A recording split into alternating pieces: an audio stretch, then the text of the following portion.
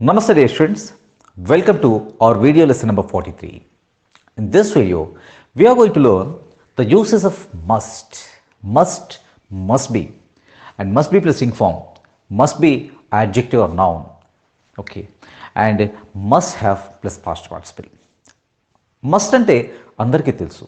Must అంటే ఖచ్చితంగా తప్పనిసరిగా చేయాల్సినటువంటి పనులను తెలియచేయడానికి మనం మస్ట్ని యూజ్ చేస్తాం. అంటే మస్ట్ తర్వాత ప్రెజెంట్ ఫామ్ ఆఫ్ వర్బ్ని యూజ్ చేస్తాం. I must attend, I must attend, నేను అక్కడికి ఖచ్చితంగా అటెండ్ అవ్వాల్సి ఉంది. Okay, you must be here. Must తర్వాత బీ వస్తే ఉండాలి, ఉండి తీరాలి అనే మీనింగ్ వస్తుంది. అంటే you must be at office tomorrow, we have a meeting. Tomorrow we have or we will have, ఏదైనా పర్లేదు. యూజువల్గా మనకి రేపు మీటింగ్ ఉంది, we have a meeting. Okay, you must be at office at 10 o'clock. You must be at office at 10 o'clock. 10 o'clock రోజులాగా లేట్గా వస్తే అవ్వదు. You must be at office at 10 o'clock. నువ్వు మస్ట్ బీ, మస్ట్ తర్వాత ఇక్కడ be వచ్చింది అంటే ఉండాలి, ఉండి తీరాలి. You must be at office at 10 o'clock. 10 o'clock కల్లా ఆఫీస్లో ఉండాలి. You must finish this work. చూడండి ఇక్కడ మనం ఎలా వచ్చింది, మస్ట్ తర్వాత ప్రెజెంట్ ఫామ్ ఆఫ్ వర్బ్ని యూజ్ చేస్తున్నాం. You must finish the work. ఆ వర్క్ని నువ్వు ఖచ్చితంగా ఫినిష్ చేయాలి. You must finish the work today. ఈరోజు నువ్వు ఆ పని పూర్తి చేయాలి. What are you doing? I'm doing the work. అంటే వాట్ వర్క్? ఏదో ఆ వర్క్ని చేస్తున్నాం. You are so late, you must finish the work. You must finish the work by this evening, or you must finish this work this evening, today. ఇలా మనం ఎన్నైనా చెప్పాలి. అలా కాకుండా మస్ట్ తర్వాత బీ వస్తే యు మస్ట్ బీ అంటే ఉండడం. మస్ట్ తర్వాత బీ వస్తే ఉండడం, ఉండి తీరాలి. You must be at office at 10 o'clock. You must finish the work. Must తర్వాత ప్రెజెంట్ ఫార్మ్ ఆఫ్ వర్బ్ వస్తుంది. You must finish the work today. ఈరోజే ఆ పనిని పూర్తి చేయాలి. You have lot of money, you have plenty of money, but you don't ఏదో ఎవరికి you don't help anyone. We must help the poor. You must help the needy. ఎవరికైనా అవసరం ఉన్న వాళ్ళకి హెల్ప్ చేయాలి, చేసి తీరాలి. We must help the needy. ఇక్కడ మస్ట్ తర్వాత ప్రెజెంట్ ఫార్మ్ ఆఫ్ వర్బ్ని యూజ్ చేస్తాం. You must help the poor, you must help the needy. Okay, he must apologise అంటే I we you they he she ఇట్లన్నింటితో మనం మస్ట్ని యూజ్ చేయొచ్చు. అతను ఏదో రాంగ్గా మాట్లాడాడు. Okay, he spoke badly. He must apologise, he must apologise to him. ఈయన ఆయనకి క్షమాపణలు చెప్పాలి. చూడండి, మస్ట్ తర్వాత బీ వస్తే ఒక చోట మనం ఉండాలి, ఉండి తీరాలి. అలా కాకుండా మస్ట్ తర్వాత present form of verb. He must apologise, you must finish the work, you must call her. అంటే నువ్వు ఒక పనిని చేసి తీరాలి. ఏ వర్బ్నైతే మనం యూజ్ చేస్తున్నామో ఆ యాక్షన్ నువ్వు చేసి తీరాలి. You must finish the work, you must call her, you must apologise. Okay, you must go and meet. నువ్వు వెళ్ళి తీరాలి, కలిసి తీరాలి.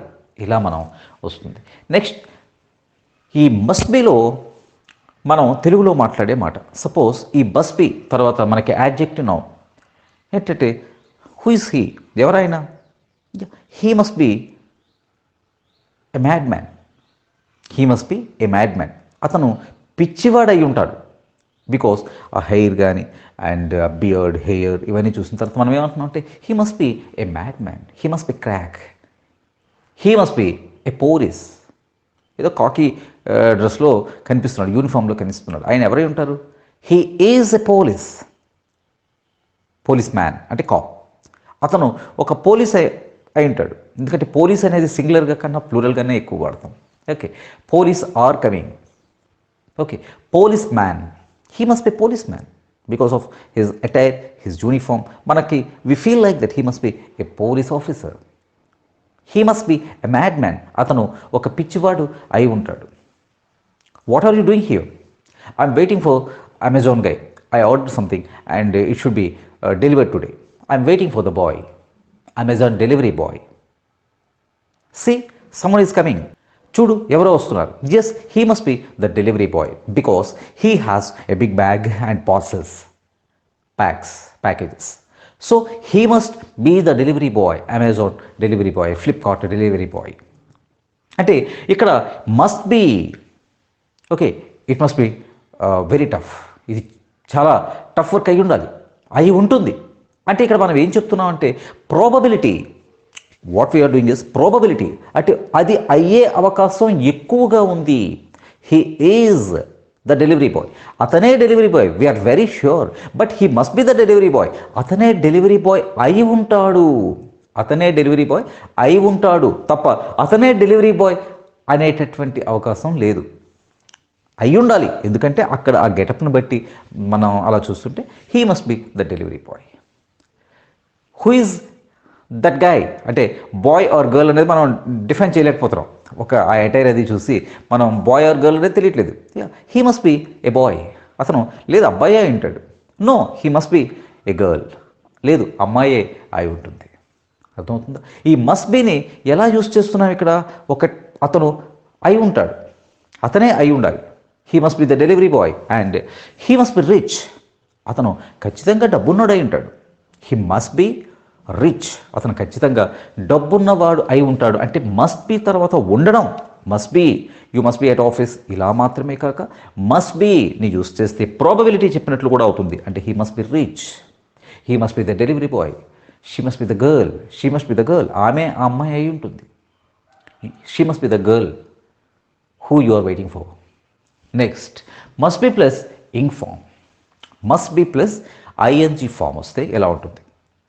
Suppose he must be, where is he? He's at home.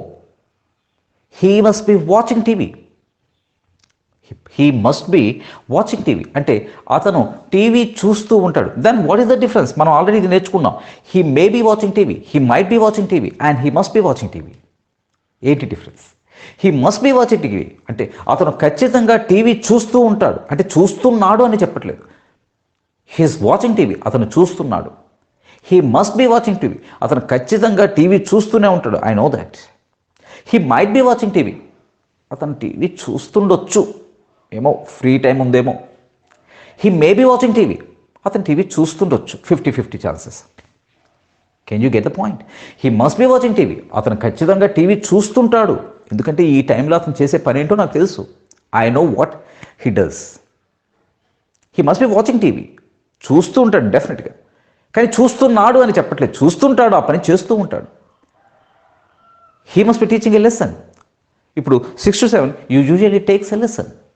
6 to 7 he usually takes a little. He must be teaching a lesson. ఇప్పుడు 6:30, now it is 6:30, he must be teaching a lesson. డెఫినెట్గా అతను lesson చెప్తూ ఉంటాడు. She is in the kitchen, she must be cooking something. ఆమె ఏదో వండుతూ ఉంటుంది, కిచెన్లో ఉంది. She is in the kitchen and she must be cooking something. అర్థమవుతుంది? She must be watching TV, ఆమె టీవీ వాచ్ చేస్తూ ఉంటుంది. అంటే మస్ట్ బి అయితే ఒక పనిని డెఫినెట్గా వాళ్ళు చేస్తూ ఉంటారని మనం గట్టిగా చెప్తున్నట్లు. ఓకే, సో ఈ must be plus ing form వస్తే ఒక పనిని చేయటం, హీ మస్ట్ బి తర్వాత హీ మస్ట్ బి బిజీ, ఇలాంటివి వస్తే అతను బిజీగా ఉంటాడు, అతను బిజీగా ఉంటాడు మనకు తెలుస్తుంది. Okay, so he must be తర్వాత ఇంగ్ ఫామ్ వస్తే ఒక పనిని చేస్తూ ఉండొచ్చు. మస్ట్ బి తర్వాత he must B mad, he must be crazy, ఇలాంటి మాటలు వస్తే హీ మస్ట్ బి రిచ్, ఇలాంటి మాటలు వస్తే యూజువల్గా దాని అర్థం ఏంటంటే అతను రిచ్ అయి ఉంటాడు, ఇలా ఉంటుంది. ఓకే, ఇది ఆల్రెడీ మనం కొన్ని లెసన్స్లో డిస్కస్ చేసాం.